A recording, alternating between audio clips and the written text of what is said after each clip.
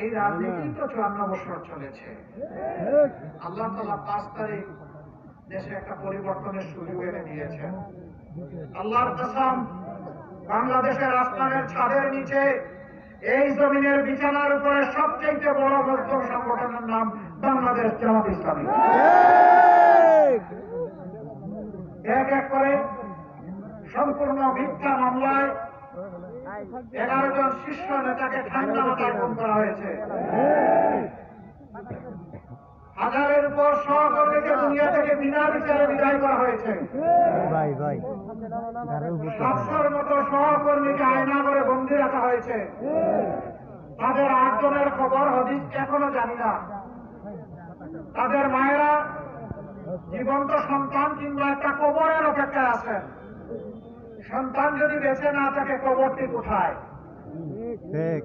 সন্তানের কবর থেকে মাটি ছুঁয়ে একটি বুকে লাগাতে চান, একটু কপালে লাগাতে চান, একটু প্রশান্তি পেতে চান। এই মায়েদের কাছে আমাদের কোনো জবাব নাই। যাদেরকে খুন করা হয়েছে তাদের পিতা মাতা, স্ত্রী, ভাই বোন এবং এতিম সন্তানদের কাছে আমাদের কোনো জবাব নাই।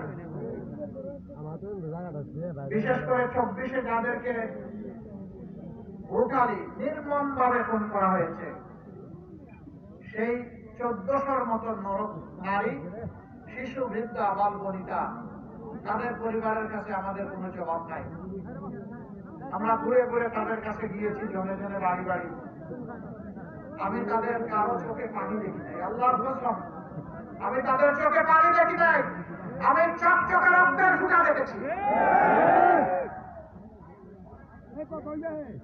তাদের চোখের পানির ফুটাগুলো যেন চিৎকার দিয়ে বলছিল, আমি রক্তের ফুটা। আমি আমার আপনজনের রক্ত। ছোট্ট অবুজ এতিম শিশুগুলো হাত ধরে আমাকে টেনে নিয়ে যেত, একটা দেয়ালের পাশে নিয়ে দেখাতো, ওই নিজ হাতে নিজের মতো করে বাবার ছবি এঁকেছে, বলে এটা আমার বাবা। অত বাবাকে দেখি না, বাবাকে কি আর দেখবো না? এতিম অবশ্য সন্তানের কাছে আমাদের কোনো জবাব ছিল।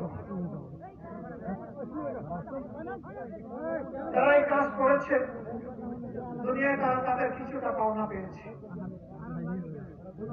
বাকি পাওনা দুনিয়া পেতেও পারে, নাও পেতে পারে, কিন্তু আদালতে আখেরাত এটাকে কেউ ফাঁকি দিতে পারবেন না। فمن يعمل مثقال ذرة خيرا يره ومن يعمل مثقال